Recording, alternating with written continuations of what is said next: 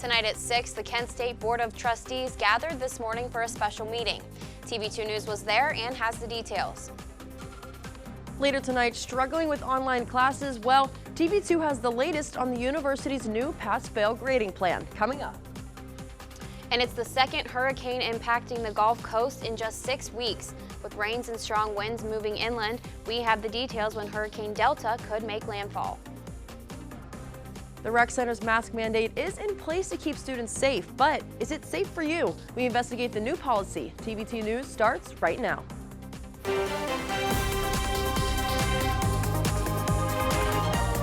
This is TV2 News.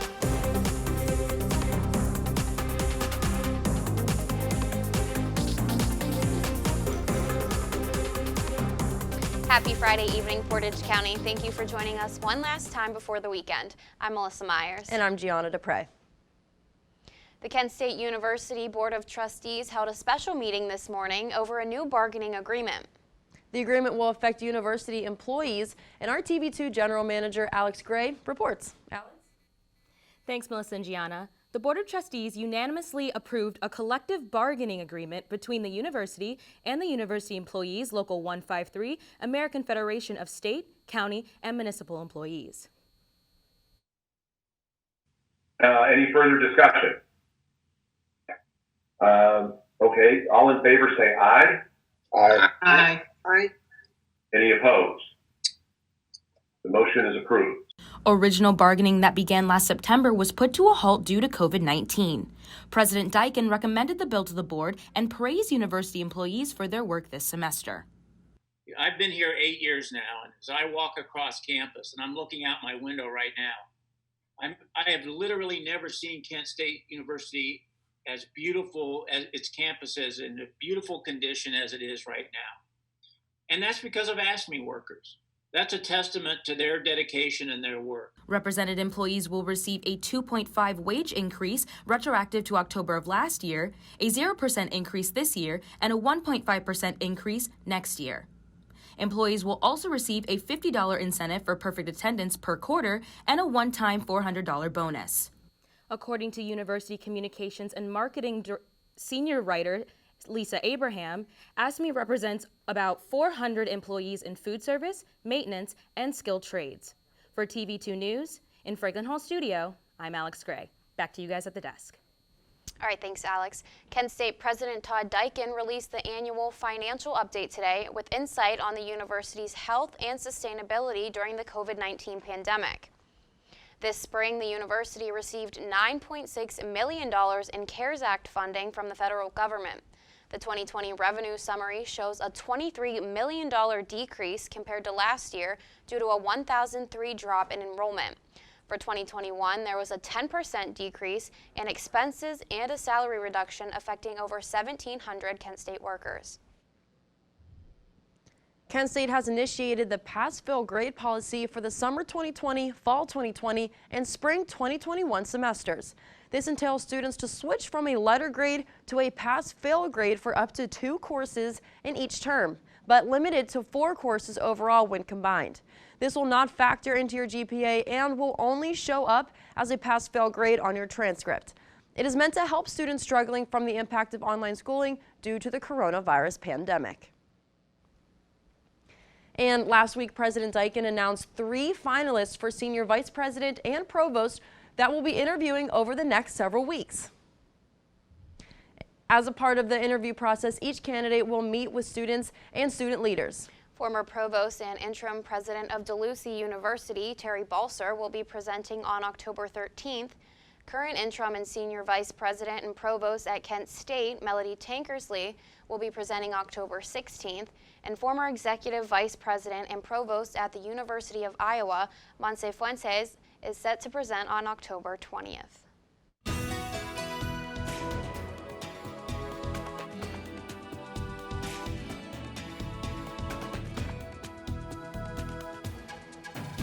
Welcome to your Friday evening weather report. I'm Rachel Gross. Currently, we're looking at a beautiful evening in Kent, 58 degrees. We have a relatively low humidity at 41%. We're seeing winds coming up from the south at 4 miles per hour. So a beautiful evening. That sun is shining. It's a perfect night to get outside and enjoy that nice weather while it lasts. Going into tonight, it will still remain mostly clear throughout the night, partly cloudy and mild.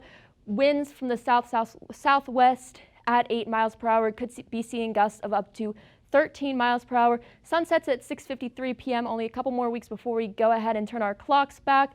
Tomorrow, slight chance of showers after 2 p.m. But other than that, mostly sunny throughout the day. Another warm 77 for tomorrow. Very warm for October. Winds coming in from the southwest at 9 to 15 miles per hour. So a pretty breezy day we're going to be seeing tomorrow. And tomorrow night, clouds moving in through the evening. Slight chance for showers and thunderstorms in the p.m. Mostly cloudy, but the chance of precipitation is 20%. Winds coming in from the southwest at 5 to 8 miles per hour. So enjoy the nice weather tomorrow while it lasts before we see these clouds roll in for the evening. And Sunday could be a different story as we could be seeing remnants of Hurricane Delta affecting our region. More to come on TV2. Stay tuned. The Summit County Board of Elections announced today that absentee voters in Summit County will not receive their ballots before October 13th. The Board of Elections contracted Midwest Direct to print and mail Summit County's absentee ballots. However, the company is experiencing a delay in mailing those ballots. Absentee ballots were originally scheduled to be mailed on Tuesday, October 6th. An Ohio federal judge is going against Secretary of State Frank LaRosa's order of not allowing ballot drop boxes sites around Ohio. The ruling took place yesterday evening, where the U.S. District Judge Dan Polster said LaRosa does not have a valid reason for not having the boxes or how they can cause any harm in the election. If this does go into effect, the ballot boxes will be placed at 6 different county libraries. And students can now dine outside under tents placed around campus. TV2 spoke with students and got their reactions. The kidnapping of a state official and how 13 people thought they could get away with it when we return. When I was in foster care, I never knew when I would have to move. So I always had my suitcase ready to go. Then one day I was adopted. My new parents opened their hearts and home to me. My parents cook my favorite breakfast for me every morning. My parents take me on trips I never thought I would go on. They gave me a home and an even better reason to use that suitcase. My parents aren't perfect, but they're perfect for me. When I was growing up, my mom was extremely tidy. We were trained to put things back where we got them from. One day, when I walked into my mom's house, I felt like I walked to someone else's house. There was stuff everywhere. And just growing up the way I grew up and to see this transition was very alarming. When Sean talked to me, it was a wake-up call, and that's when I went to the doctor.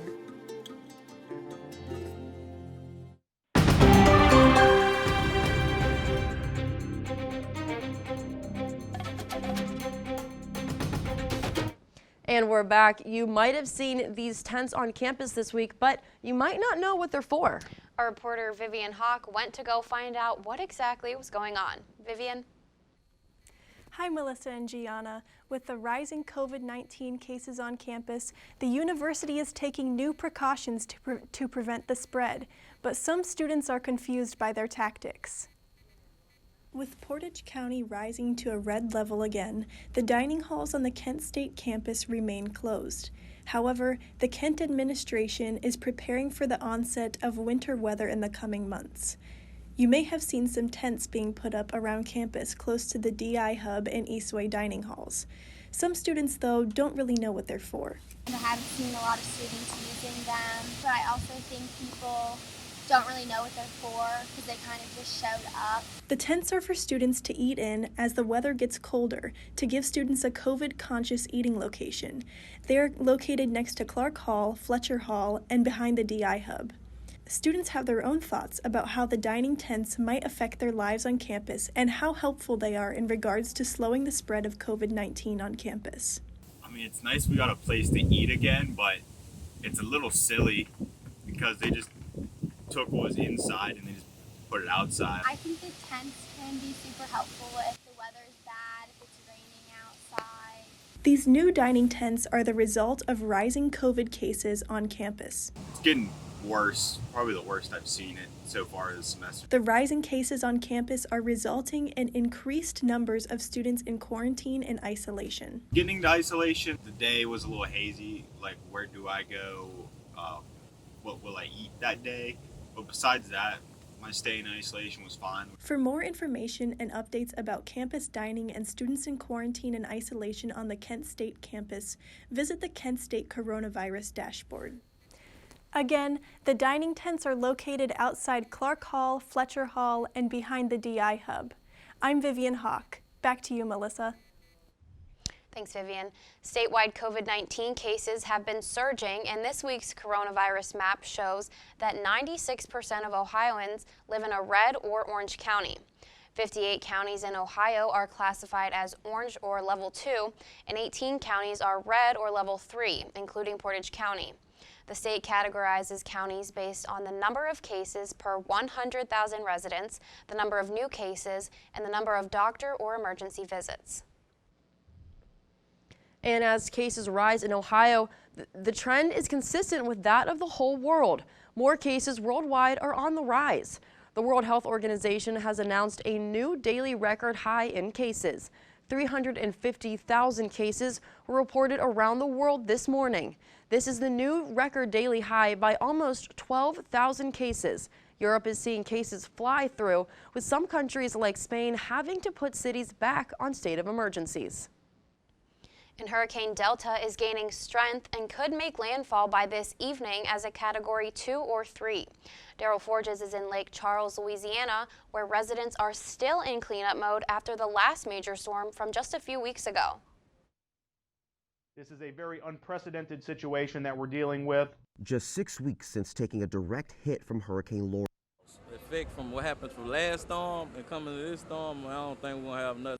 Louisiana residents are bracing yet again. Now landfall is forecasted in almost exactly the same areas landfall occurred with Hurricane Laura. After slamming into the Yucatan Peninsula on Wednesday, Hurricane Delta is intensifying and aiming for the Gulf Coast. It's scary to see what we're seeing on the radar right now, and it truly almost is, I suppose it would be unbelievable if we hadn't been through 2020 already. Forecasters are predicting hurricane-force winds along with a storm surge that could be as high as 11 feet in some places, impacting those on the coast and further inland. Because storm surge will actually back up into the area rivers and waterways. And hurricane warnings and watches are in place all along the Gulf Coast. Officials pleading with storm-weary residents to evacuate. I can tell you that we as city employees are going to move heaven and earth and leave no stone unturned to get people out of Lake Charles. But for many Louisianans facing down the fourth named storm to strike the state this year, there may be no going back this time around. No going home. The only thing I could do is put it in the good Lord's hand. Charles, Louisiana. I'm Daryl Forges.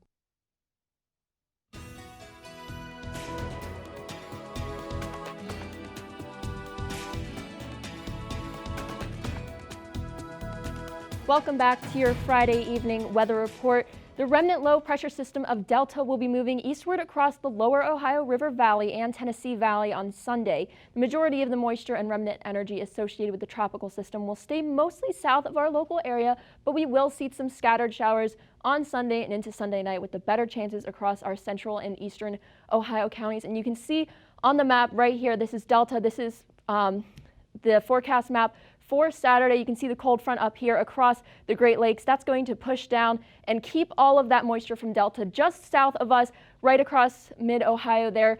But it still could potentially affect our region as we look at Sunday. Clouds throughout the day, low of around 60. We have a 30% chance of precipitation for showers after 3 p.m. 72 degrees as your high, and northwest winds 5 to 7 miles per hour. And taking a look now at the rest of your week, those high temperatures stick around on Monday. We have a chance for some afternoon rain, then 74 degrees as your high. Clouds all around on Monday. Then Tuesday and Wednesday, those temperatures are going to drop into the upper 60s, 66 and 65, but it'll remain mostly sunny and clear for both those days. Just a couple of clouds here and there. Thursday, different story. Those thunderstorms are going to come in the afternoon. Rain also possible in the afternoon, 64 degrees. Then Friday, it's going to be partly sunny and clear again. Some beautiful fall weather for next week. And then a pretty dreary weekend, though, in store for next week, as those temperatures are going to drop again to the upper 50s, and those the rain is going to move back in on Saturday. Showers, but the afternoon should be pretty clear. Sunday, once again, showers possible, upper 50s. That's all I have for this evening. Stay safe, Portage County. For TV2 News, I'm Rachel Gross. Back to you, Gianna. Thanks, Rachel. 13 suspects are facing charges for an alleged domestic terror plot. Authorities say the plan included the kidnapping or even killing of a state official. CNN's John Laurent has the latest. An alleged scheme against Michigan Governor Gretchen Whitmer is thwarted by federal and state officials. Came very close to a plot that was to kidnap me and to murder. That was what the affidavit said. The 6 federal defendants appeared in court Thursday. They talk about showing up at her house, ringing the doorbell, and just shooting her if she answers the door. According to a federal complaint, there were plans to storm Michigan's Capitol building, to try Whitmer for treason, and to conduct firearms and tactical training. 7 other men face a variety of state firearms and terror charges. President Trump took to Twitter Thursday, blasting Whitmer for doing a terrible job before he denounced any extreme violence.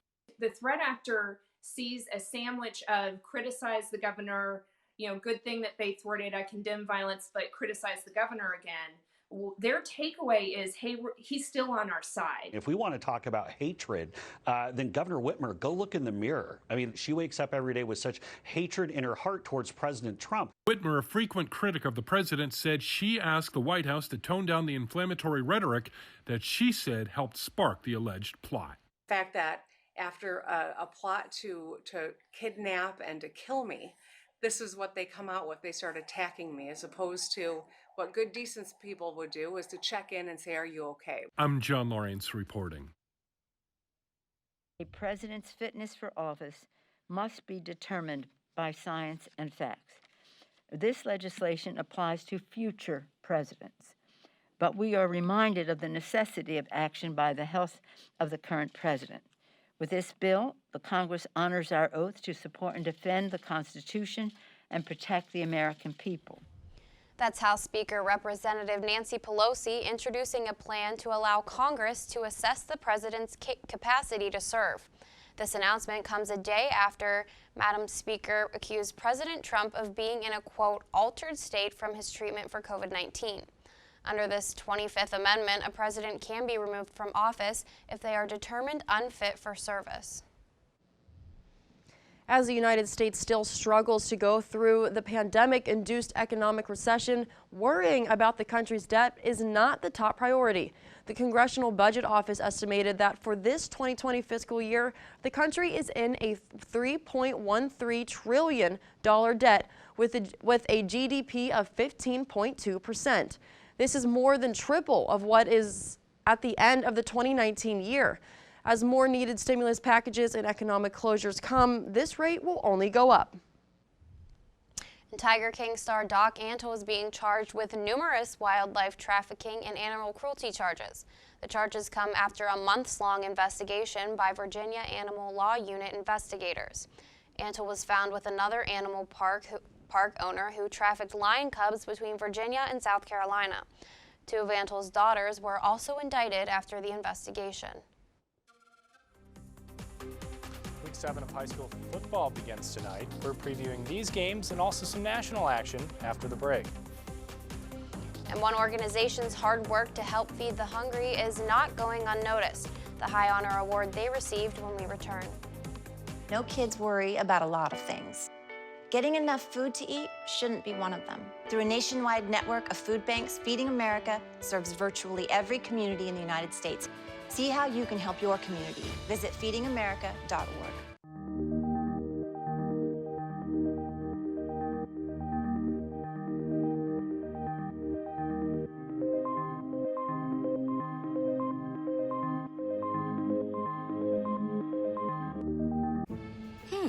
Maybe you can make retirement happen. After all, you made home ownership happen.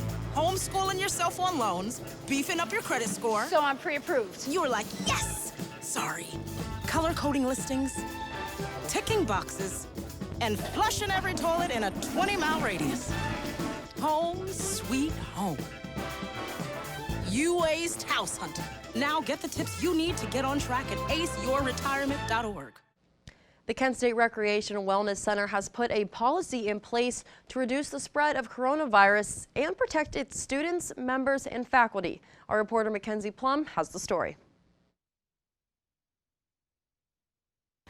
In response to the rise of COVID-19 cases across the country and in Portage County, the Kent State Recreation Center created a policy that includes recreation goers to wear masks at all times throughout the facility and many other changes to how the Recreation Center now operates.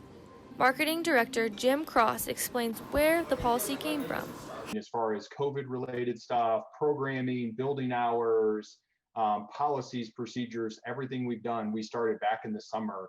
All of the full-time staff had different teams, and we were researching different stuff and putting this whole plan together, giving it with the director, who then presented it to the university committee for official approval. Even though this policy was put into place to protect the Kent community, many students do not necessarily agree with it. Wearing a mask continuously while you work out is kind of dangerous to the health of the people that are participating in fitness, especially when you're running, heavy lifting.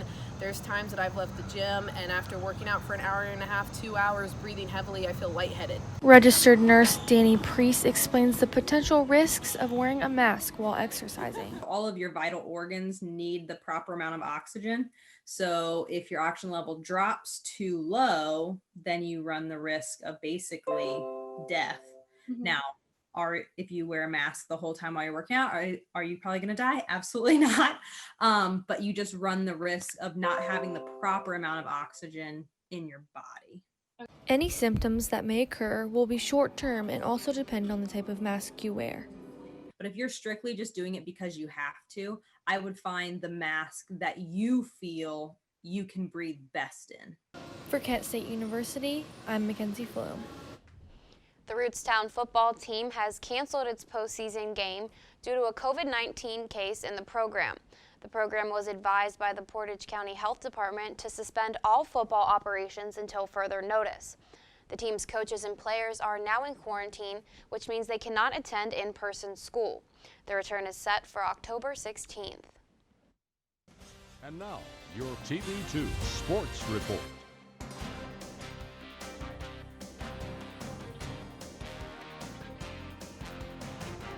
I'm Christian Hinton, and this is your TV2 Sports Report. Week 7 of high school football kicks off tonight, and TV2 has you covered with this week's most important matchups. Starting off with TV2's Game of the Week, 2-win Ravenna looks to end their 3-game losing streak against 4-win powerhouse Canton McKinley, who's strutting a 3-game win streak. Next, we're covering University School versus Kent Roosevelt. Both teams are looking to get back into the win column, as each team lost their games last week. Last but not least, we're covering some Saturday high school football tomorrow, as 1-win Buckeye Local plays 3-win Southeast. For every update on this weekend's matchups, make sure you keep up with TV2 KSU Sports on Twitter. Game 5 of the NBA Finals is being played tonight against the Miami Heat and Los Angeles Lakers, as LeBron James and the Lakers look to cap off their 3-1 series lead with a victory. If the Lakers win, that would secure their first championship in 10 years, with their last championship coming against the Boston Celtics and Paul Pierce. This win would not only secure the Lakers' 18th NBA championship, but would be the 4th for LeBron James, further cementing his greatest of all-time status, as we all know he is. A win for the Lakers would also mean a lot for the Lakers fan base and basketball fans in general, as many still mourn the loss of late Lakers great Kobe Bryant. Game 5 of the NBA Finals tips off tonight at 9 p.m. Eastern on ABC. And the Tampa Bay Buccaneers squared off against the Chicago Bears last night. There's Tom Brady. And speaking of Tom Brady, throws one here to Mike Evans, big 6'5" man. Touchdown. They're up 10-0 against the Bears. But I said this game is going to be interesting. It is. Chicago on the very next drive, or on the drive after that, hands it off to the running back. That's a 3-yard touchdown run. They're on the board. It's now 13-7. But the Bears weren't done there. Nick Foles, in his classic Nick Foles self, throws it to Jimmy Graham. That's a one-handed touchdown catch. Throwing it back to the New Orleans Saints days for Jimmy Graham there. It is now 19-17. Let's throw it over. Here's where it gets interesting. Cairo Santos hits a 38-yard field goal. They're now up 20-19. And there's Tom Brady there. He's been here before with a lot of game-winning drives in his career, but not today. Tom Brady throws it 4th and 5, middle of the field. That one's knocked down, but there's some confusion here. Tom Brady thinks it's still 3rd down. He points his finger, says, "It's 4th down, isn't it?" It was not. The Bears win this game 20-19. Tom Brady walks off the field without a handshake to Nick Foles. 2019, Chicago Bears win. That's all I have for sports. For up-to-date coverage on everything sports related in the area and beyond, make sure you keep up with us via Twitter at TV2 KSU Sports. I'm Christian Hinton. When we come back, an update from our Tesla friend 37 million miles away from Earth. Find out in 90 seconds.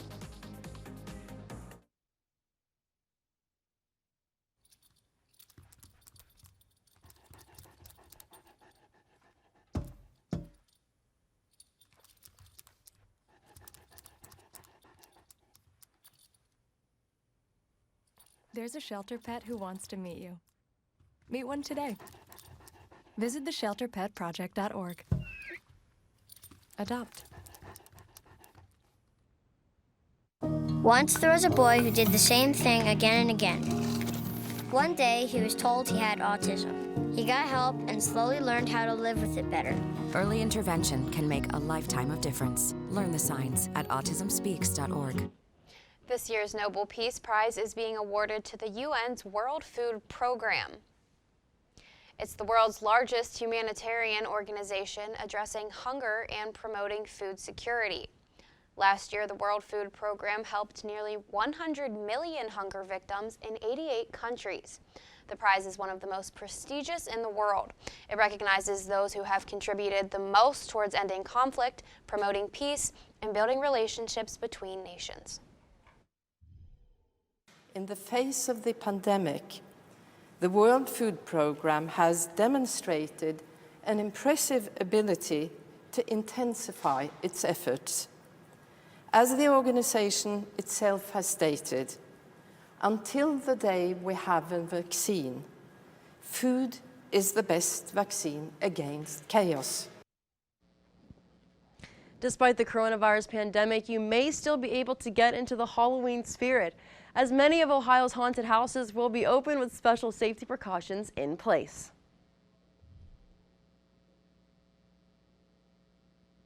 Some of the haunted houses that will be open include Blood Prison at Mansfield Reformatory, Bloodview Haunted House, Buzzard Cove Scream Bark, and Factory of Terror Forest of Screams. And we are receiving breaking news right now. The presidential debate that was scheduled for next week will not be happening. After Trump has refused to do a virtual event, stick with TV2 to keep up with the updates of what's going to happen. All right, well, we're going to switch gears a bit and send it over to our other anchor.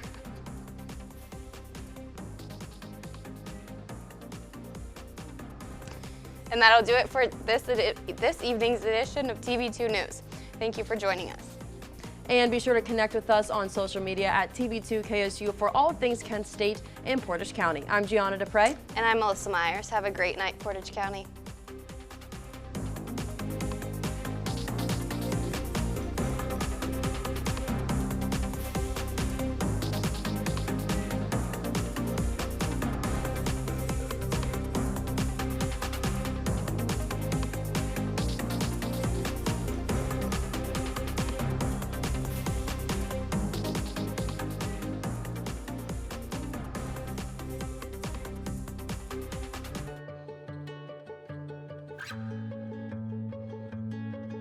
I feel like her heartbeat is like same speed as mine. And I think we have this like deep connection, this heart connection in her heart, that there's room for me and mom. When I'm holding her, it makes me feel calmer. It's a sensory thing. It's a thing with Asperger's. She's really good with Anya. I've seen adults react to my daughter when she has meltdowns, like she's from a different planet. And this little animal just sat next to my child and was just like, you know, it's gonna be cool. She's my superhero. Good job, Kitty Cat. When we adopted Lucky, we discovered all the wonderful things that make her unique. Lucky's a little bit of a lot of things, but mostly she's pure love.